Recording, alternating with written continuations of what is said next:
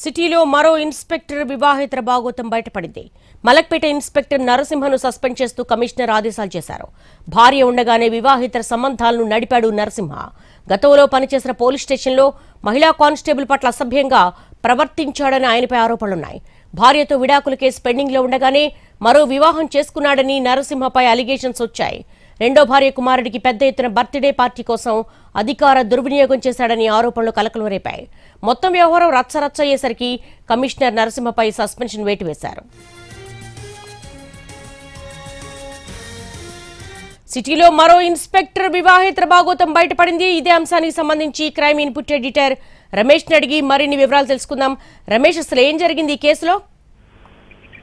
ఏదైతే హైదరాబాద్ నగరంలో కొంతమంది కాకి కీచకుల వల్ల పోలీస్ డిపార్ట్మెంట్ పూర్తిగా పరుగుపోతుందని చెప్పతే అయితే తాజాగా మరొక ఇన్స్పెక్టర్ సంబంధించిన ఒక అవినీతితో పాటు అతనికి సంబంధించిన అక్రమ సంబంధాలు విడుదలకు రావడంతో నగర పోలీస్ కమిషనర్ మలక్పేట ఇన్స్పెక్టర్ నరసింహను సస్పెండ్ చేస్తూ ఆదేశాలు ఇవ్వడం జరిగింది. అయితే ఈ నరసింహ తన భార్యకి మధ్య కొంతకాలం వివాదాలు ఉన్నాయి. ఈ నేపథ్యంలో విడాకుల కోసం దరఖాస్తు చేసుకున్నారు. అయితే విడాకుల కేసు ఒకవైపు ఉండగానే అతను మరొకరితో వివాహ సంబంధాన్ని కొనసాగించడంతో పాటుగా ఆ లేడీతో వివాహం చేసుకుని రెండో భార్య కుమారుని బర్త్డే పార్టీకి పెద్ద ఎత్తున తన అధికారాన్ని దుర్వినియోగం చేసి పెద్ద ఎత్తున పెట్టినట్టుగా ఆరోపణలు వచ్చాయి. దీంతో పాటుగా గతంలో ఒక పోలీస్ స్టేషన్ ఎస్ఎస్ఓ పనిచేస్తున్న సమయంలో అతను పెద్ద ఎత్తున అక్కడున్న లేడీ కానిస్టేబుల్ పట్ల అసభ్యంగా ప్రవర్తించారన్న వేధింపుల కేసు కూడా నమోదైంది. దాంతో పాటుగా అతను యాచరంలో కావచ్చు మరికొన్ని పోలీస్ స్టేషన్ ఎస్ఐగా పనిచేస్తున్న సమయంలో కూడా అక్కడ కూడా మహిళా కానిస్టేబుల్ పట్ల దృష్టిగా అసభ్యంగా ప్రవర్తించారన్న ఆరోపణలు ఉన్నాయి.